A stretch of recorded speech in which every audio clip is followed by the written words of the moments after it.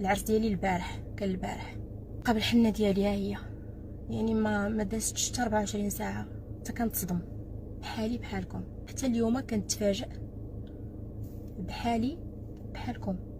ديك البنت اللي اتصلات بالصحافه وكتقول لهم انا كنتفاجئ براجلي عريس. اختي انا بنت بحالي بحالك، داكوغ؟ انا ما نبغيكش تحطي في داك الموقف، وانا كنشكرك جزيل الشكر وكنقول لك ميرسي بوكو وتبارك الله عليك وبرافو عليك اللي بقيتي صامده وانك شفتي داك المنظر وشفتيه معايا. انا جو سي كو سي تري دور ا فيفر، والله يحفظ لك وليداتك وكوني على يقين، كوني على يقين والله كون عرفتو مزوج بك، لان حنا سولنا هنا في المغرب وكلشي ما دايرش لاكت. دونك حنا كون كنت انا عارفو مزوج بك ولا حتى ب 0.1% غادي نتجرأ حتى انني نقول ليه السلام، وهو اعترف ليا قال لي شنو كاين شنو كاين. منين ان شاء الله غادي نبدا في المسطره القانونيه ديال باش اننا نحبسوا هادشي هذا كامل.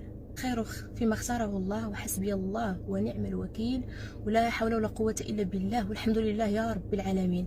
كيف ما كان الحال حنا مرضيين، واي بنت في العالم سواء انا بنت نجاة عتابو ولا بنت فاطمه ولا بنت سعديه ولا بنت خدوج ولا بنت مريم ولا بنت اي بنت في العالم، مع الاسف ولينا في واحد الوقت اللي كيتم النصب بشي طرق اللي ما كتخلوش على الباب.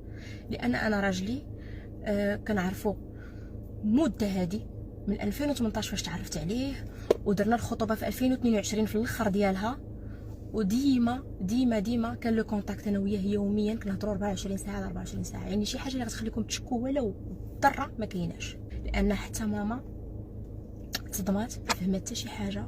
تصدمنا لان كانت كتبغيه بزاف وكان عزيز علينا بزاف، كنا فريمون اسره بحال هكا. غادي نحبس هادشي هذا كامل.